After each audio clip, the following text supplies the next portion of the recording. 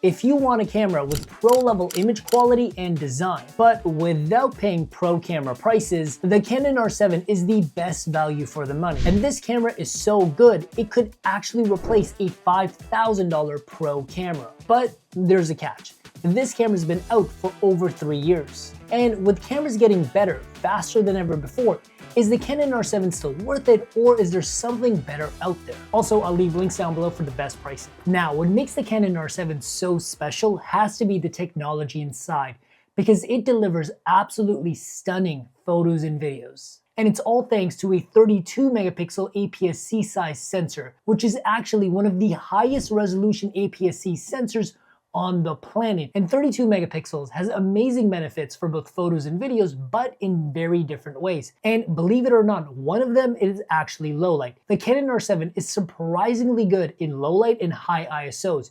You can shoot as high as 6400 ISO and get perfectly clean results, or 12,800 with very minimal grain. And usually high resolution sensors are not very good in low light, but that's no longer the case. And the Canon R7 also has physical in-body stabilization directly on the sensor for ultra-smooth handheld and movement shots. And most Canon lenses also have stabilization built directly into the lens as well. And when you combine all of that, you get a really great handheld experience for both photos and video. But the number one reason most people pick up a Canon camera has to be the colors. Canon is known for having everything just look great right out of camera.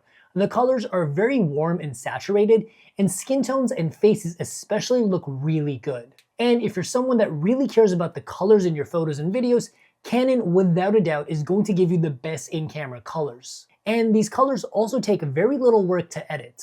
Now, you're probably asking, how exactly does the 32 megapixel sensor make your photos and videos better? When shooting photos, the 32 megapixel sensor is going to give you an absolutely incredible amount of detail in your photos. You can literally zoom into a face and see someone's pores. And this way, you can easily crop into your photos without any major sacrifice to quality because there's so much detail. And a higher resolution sensor is also going to give you better portraits.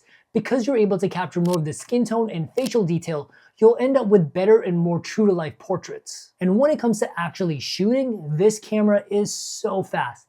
It shoots 15 frames per second in mechanical shutter mode, but a whopping 30 frames per second electronic shutter mode, which is actually faster than real-time video. And the Canon R7 also has a really large frame buffer, which is the amount of photos you can take before this camera needs a break. And it can do 224 JPEGs or 54 RAW photos in a row at 15 frames per second, or it can do 124 JPEGs and 51 RAW photos at 30 frames per second. But none of the amazing speed in the Canon R7 would matter if the autofocus wasn't also able to keep up. And I'm happy to say the autofocus absolutely performs, and it's also super reliable. It does a really solid job with face and eye tracking even when the subject is moving. Plus, it also has subject detect mode for animals, cars, and people, so you can use the R7 in many different shooting environments. So we might as well talk about video, because there are a few things about video in the Canon R7 that might make you feel like it is outdated. When the Canon R7 first launched, it had two absolutely game-changing features that no other camera at this price point was able to do. The Canon R7 actually has two separate 4K modes. In regular 4K, it can shoot 24, 30, and 60 frames per second for 2x slow motion, and you get very high quality and crisp video. And when the Canon R7 first came out, this was actually the cheapest way to get 4K at 60 frames per second, where normally you would have to buy a pretty expensive $4,000 to $5,000 camera for that one feature. And 4K 60 is a really important frame rate to have in your camera for serious shooters. You'll need it if you want to do anything like music videos, commercials, or anything artistic. And there's also a second 4K mode known as 4K HQ. In 4K HQ mode, you actually take the entire 32 megapixel 7K image area and super sample it down into 4K video, essentially giving your 4K video the same level of detail and quality as a 7K video. And when you put regular 4K right next to 4K HQ, you can see there's a pretty huge improvement in terms of detail and clarity. And downsample video is a really useful feature for content creators who might need to crop their video for vertical content. And with downsampled 4K, the loss in quality when cropping is barely noticeable because you were working with a much higher resolution as your base. And downsample video will also have less noise and just an overall cleaner image at high ISOs. And that's because when you squeeze a high resolution image into a smaller container, the noise and grain actually becomes smaller and less noticeable, giving you better performance when shooting outdoors at nighttime as well. However, I'm heartbroken to say that the 4K HQ mode is only available at 24 and 30 frames per second. There is no 4K at 60 frames per second option. And that's why this camera might feel a little outdated to some video shooters, where the main competitor to the R7, the a6700 from Sony, and the Fuji X-T5 actually downsample their video in every single frame rate, and the X-T5 can also shoot 240 frames per second in full HD, and the a6700 can also do 4K at 120 frames per second, although with a 1.5 times crop. But the R7 still has some decent slow motion options, like full HD at 120 frames per second, and of course 4K at 60 frames per second, but without downsampling. And if you want to use the Canon R7 for anything professional, it also has C-Log 3 and Cinema Gamut, along with HDR PQ mode, which does give you 10-bit color, and it's going to give you a lot more dynamic range and more flexibility over your colors. So if you wanted to, you could make these images look very cinematic. The Canon R7 comes in a fairly small and compact body, making it small enough to travel with, and you can easily carry this camera around all day without it feeling like a hassle. And before you ask, you can totally vlog with this camera, it's very light. And the 18 to 55mm kit lens is decent for beginners who want to vlog. But I recommend the 16mm prime lens for better image quality,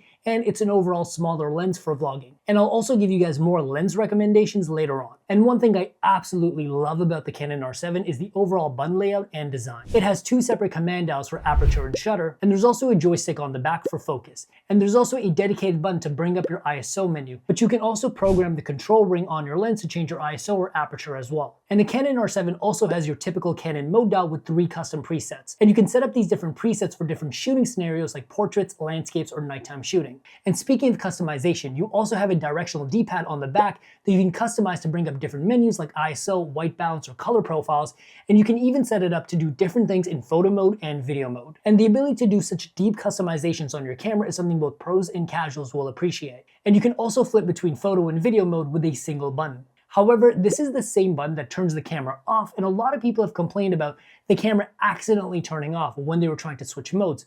I've personally been using this camera for well over a year now, and I've never had any issues. And naturally, like any good modern camera, you also have a side articulating screen for self-recording, but also high angle and low angle shots, and the screen is also 100% touch sensitive. With the touch controls, you can change any of the major settings on your camera like aperture, shutter speed, and ISO. And there's also a quick menu for quickly accessing all of your major settings, and they are touch enabled. And the touch autofocus works flawlessly. You simply tap the subject matter and it will automatically track autofocus to it, even as the camera moves around. And you also have a really large pro style battery that's good enough for all day shooting photos, at least an hour and a half of non-stop video. Now, when the Canon R7 first launched, it had one major piece of criticism.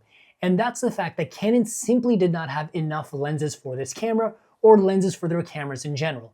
But Canon has really stepped up and given us a whole range of zooms and prime lenses that are honestly fantastic, and they actually look better than the last generation of pro lenses. So I would say the lens issue has definitely been fixed. The best lenses to pick up for the Canon R7 are definitely the 15 to 30mm zoom lens or the 18 to 150mm zoom lens.